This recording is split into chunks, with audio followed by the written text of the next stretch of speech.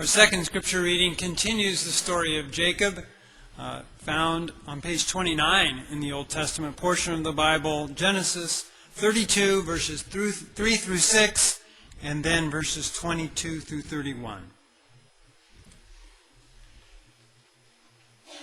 Jacob sent messengers before him to his brother Esau in the land of Seir, the country of Edom, instructing them, "Thus you shall say to my lord Esau, Thus says your servant Jacob, I have lived with Laban as an alien, and stayed until now, and I have oxen, donkeys, flocks, male and female slaves, and I have sent to tell my lord in order that I may find favor in your sight."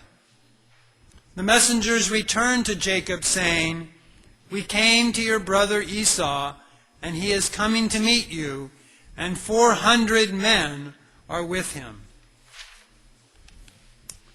The same night he got up and took his 2 wives, his 2 maids, and his 11 children, and crossed the ford of the Jabbok. He took them and sent them across the stream, and likewise everything that he had. Jacob was left alone. And a man wrestled with him until daybreak. When the man saw that he did not prevail against Jacob, he struck him on the hip socket, and Jacob's hip was put out of joint as he wrestled with him. Then he said, "Let me go, for the day is breaking." But Jacob said, "I will not let you go unless you bless me." So he said to him, "What is your name?" And he said, "Jacob." Then the man said, "You shall no longer be called Jacob, but Israel, for you have striven with God and with humans, and have prevailed." Then Jacob asked him, "Please tell me your name." But he said, "Why is it that you ask my name?" And there he blessed him. So Jacob called the place Peniel, saying, "For I have seen God face to face, and yet my life is preserved." The sun rose upon him as he passed Penuel, limping because of his hip. This is the word of the Lord.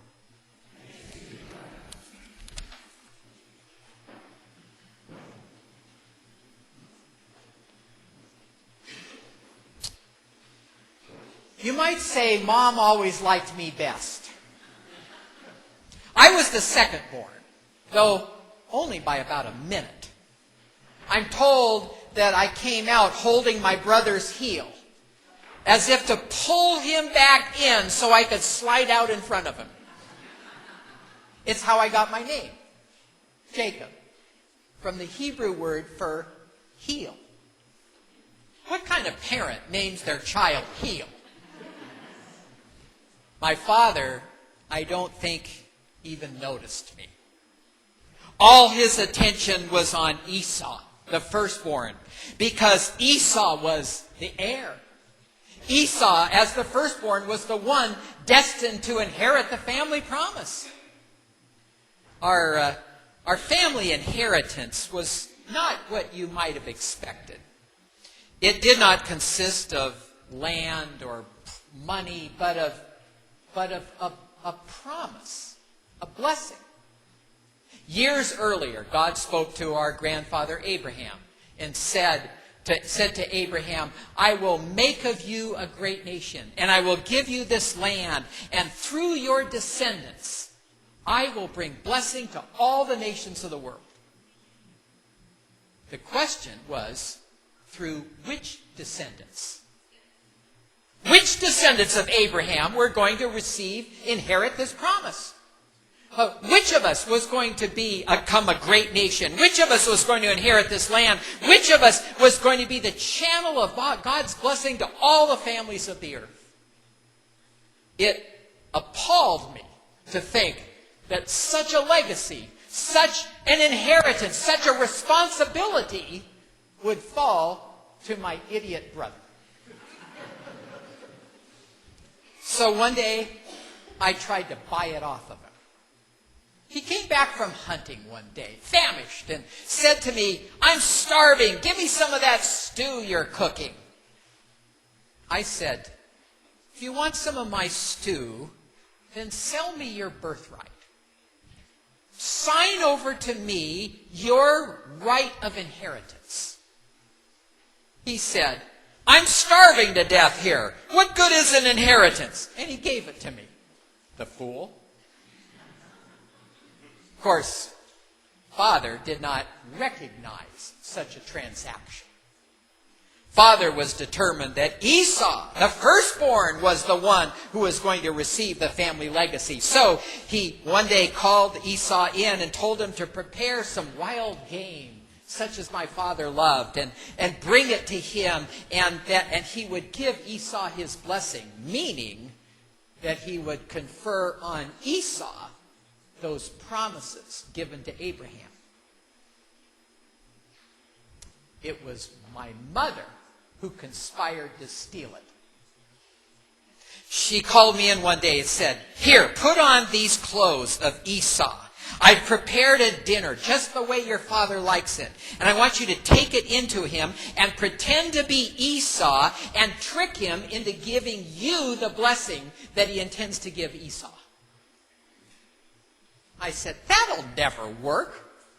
I mean, admittedly, Father is blind, but he's not deaf. What happens when he hears my voice? What happens when he hugs me? I wasn't hairy all over like my descended from the ape's brother. He's not going to give me Esau's inheritance. He's going to disown me." "Just do what I say," Mother said. "I know a few things you don't." "Oh, really?" I said. "Like what?" She sat me down and said, "I've never told you this before. I've never told this to anyone. But before you were born, you and your brother thrashed around inside me so violently, I thought I was going to die. So I prayed to God. And God spoke to me, Jacob. God said, 'There are two nations struggling in your womb. The one shall be stronger than the other, and the older shall serve the younger.'" She looked at me. "You're the younger, Jacob. You're the one chosen. Don't you see? You're the one chosen to receive this blessing, to inherit this promise, to become a great nation who, by living on this land, will become a blessing to all the nations of the world. That's your destiny, Jacob. I'm just trying to help it along." Well, I thought, I certainly won't be a blessing to Esau. So I put on his clothes and let her attach goat's hair to my smooth neck and arms. Don't ask me how, but it worked. Somehow it worked. I managed to fool my father into thinking that I was Esau. And so he blessed me. He said, May nations serve you and peoples bow down to you. He said, may you rule over your brothers, and may your mother's sons bow down to you." Even at the time, I thought, that was the blessing he was going to give Esau? He was going to make Esau not just my older brother, but my master? I was outraged. But then he added one other thing. Echoing the promise to Abraham, he said, "And may those who bless you be blessed." Well, Esau wasn't blessed. In fact, he was so mad, he vowed to kill me. So Mother thought it best that I leave town for a while. She sent me to live with her brother, my uncle Laban, back east in Haran. So I went. The first night away from home, I camped in a deserted, God-forsaken spot in the desert. Only I discovered it wasn't God-forsaken. I had a dream that night, a vision, I don't know, but I saw in the night a ladder, or maybe better, a ramp. A ramp stretching up from the earth to the heavens. And angels ascending and descending on this ramp. And from that vision, I knew I was not alone. I had just left my home, my family, my friends, everyone I knew. But I was not alone. And then a voice spoke to me. It said, Jacob, I am the God of Abraham your grandfather and Isaac your father. I will give you this land on which you are now lying.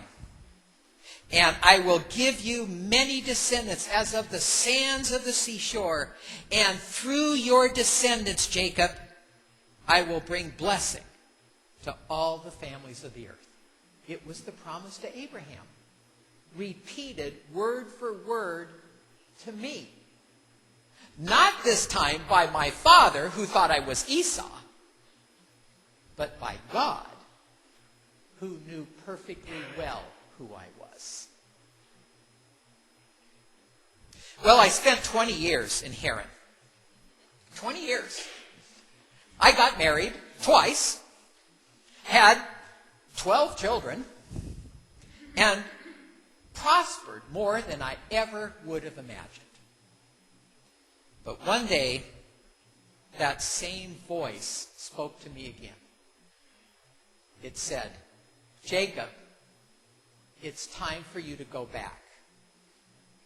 It's time for you to go back, Jacob said, because it's time for you to go back to the land that I promised you. For on that land and through your descendants, I will bring blessing to the world. There was just one problem. To go back, I had to face Esau. Before I could inherit that land that God had promised me, I had to make peace with the people who were already living there. I tried to reassure myself. I thought, oh, surely Esau's gotten over it by now. You know, I mean, 20 years, how can anybody carry a grudge for 20 years? But that night, I couldn't sleep. So the next day, I sent messengers on ahead to Esau to tell him I was coming. When the messengers came back, they said, well, we have good news and bad news. What's the good news, I asked. They said, Esau's coming here to beat you. That's good, I said. What's the bad news? He's coming with 400 troops. I sat down and tried to figure out what to do. I thought, maybe I can buy him off again. You know, like when we were younger. Yes, I'll ply him with gifts,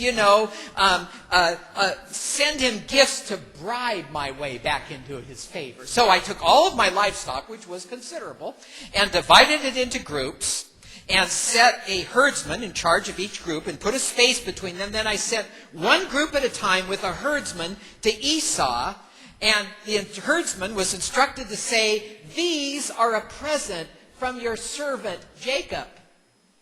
And there's more to follow.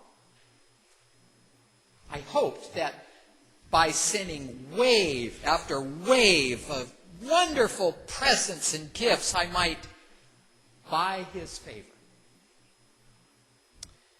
But the next night, I still couldn't sleep. And that night, I wrestled with something. Or someone.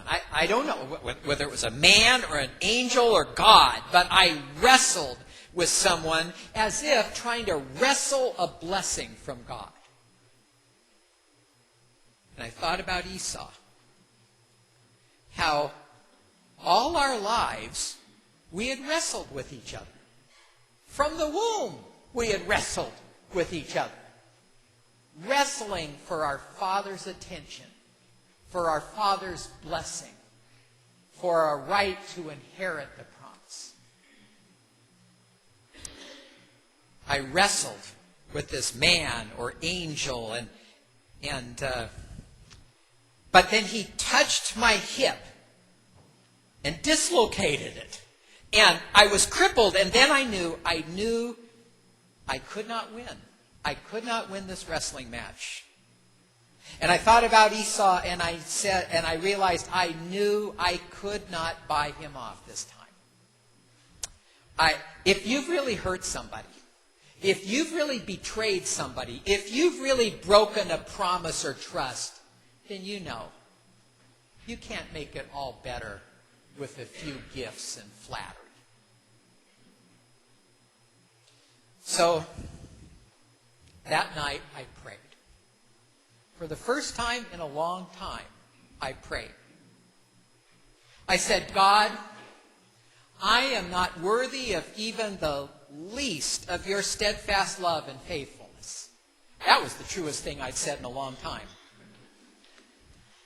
But I'm scared, Lord. I am afraid that Esau is going to come and kill us all. Please, Lord, save us. There was no answer. But I remembered the words my mother had said years earlier. How she had said to me that before I was born, God had chosen me for this promise. Before I bought it, or stolen it, or even tried to wrestle it away from someone, it was already given to me before I was born. It was a gift of pure grace. And as I wrestled with that man or angel, and he dislocated my hip, I realized I couldn't wrestle a blessing from God. Then he gave me a blessing anyway. He gave me a blessing anyway. And he gave me a new name. No longer would I be called Jacob, the heel. Now I would be Israel, which means one who strives with God. And I wondered if Israel would become a nation. Well, the next day I faced Esau. As I approached, I bowed down to him. Another irony. If you remember, my father blessed me by saying, "May your mother's sons bow down to you." Except I was the one bowing down to Esau. As he approached, as he saw me, he started running toward me. And I kind of braced myself for his blows. But when he got to me, instead of feeling his fists, I felt his arms. Those hairy arms wrapped around me with tears running down his beard onto my bare neck. And soon, the tears were running down my cheeks as well. Strange. All my scheming to obtain God's blessing had almost caused me to lose it. But when I quit trying to buy it, or steal it, or wrestle it away from someone, I received it as a gift. Maybe that's what God was trying to show me all along.